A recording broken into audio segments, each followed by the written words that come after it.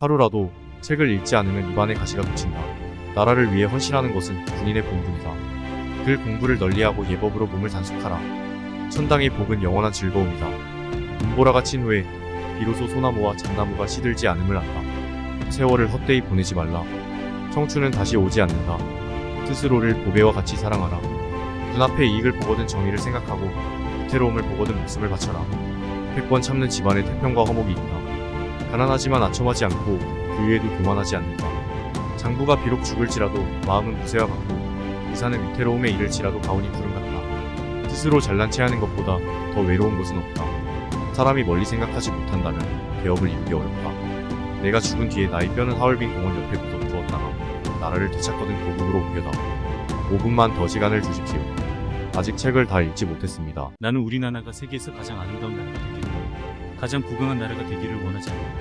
내가 남이 침략에 가슴이 아팠습니다. 내 나라가 남을 침략하는 것을 원치 않는다. 우리의 부력이 우리 생활을 풍족케 할 만하고 우리가 강력히 남의 침략을 막을 만하면 좋다.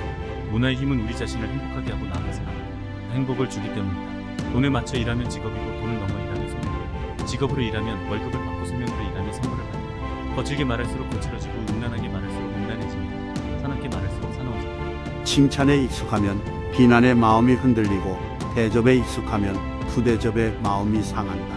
문제는 익숙해져서 길들여진 내 마음이다. 우리나라가 독립하여 정부가 생기거든 그 집의 뜰을 쓸고 유리창을 닦은 일을 해보고 죽게 하소서.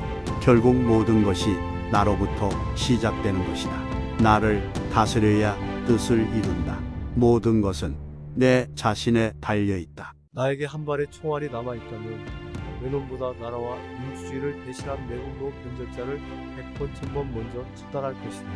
외놈보다 더 무서운 적이니까. 어릴 때는 나보다 중요한 사람이 없고 나이 들면 나만큼 대단한 사람이 없으며 늙고 나면 나보다 더 못한 사람이 없고 내 소원이 무엇이냐 하고 하나님께서 물으신다면 나는 서슴지 않고 나의 소원은 오직 대한독립이라고 대답할 것이다. 그 다음 소원이 무엇이냐 하고 세 번째 묻지도 나는 더욱 소리를 높여 내 소원은 우리나라 대한민국 완전한 자주독립이라고 대답할 것이다.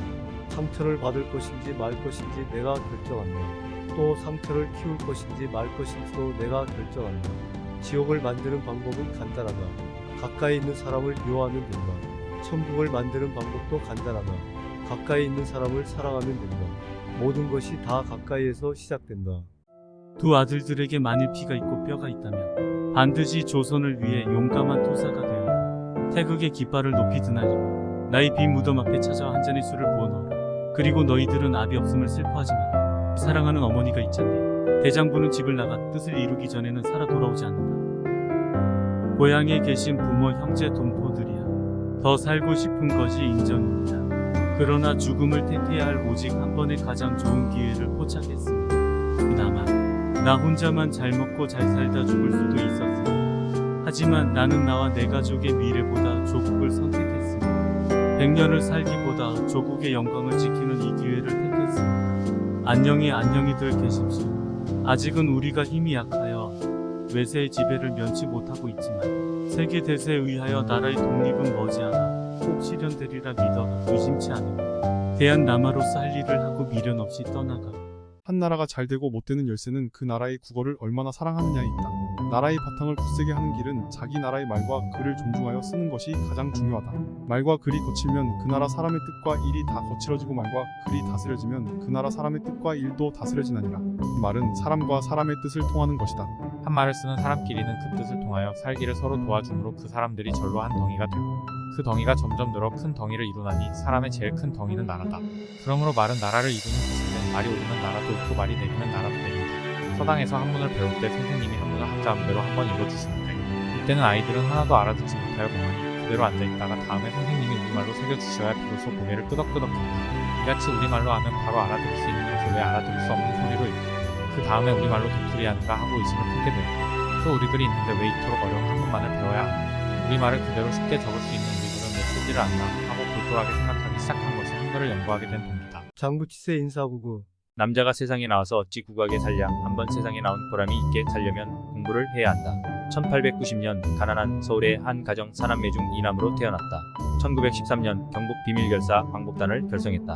1916년 5월 한운등과 전남 조성의 일본 헌병 군대를 습격, 민족 반역자 숙청 및 무기를 탈취했으며 1919년 국산품 장려운동과 항일전단 제작에 참여했다.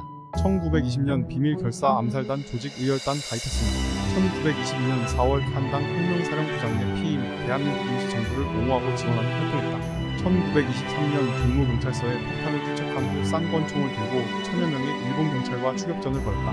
도망다니나 400명의 무장경찰 포위에 의자 총격전을 벌이다 마지막 탄환 한 발을 머리에 쏘고 대한독립만세 불며 차별했다. 당시 나이 34살이었다. 동지들 생사가 이번 거사에 달렸소. 만약 실패하면 내세에서나 봅시다. 나는 자결하여 뜻을 지킬지언정 적의 포로가 되지는 않겠소.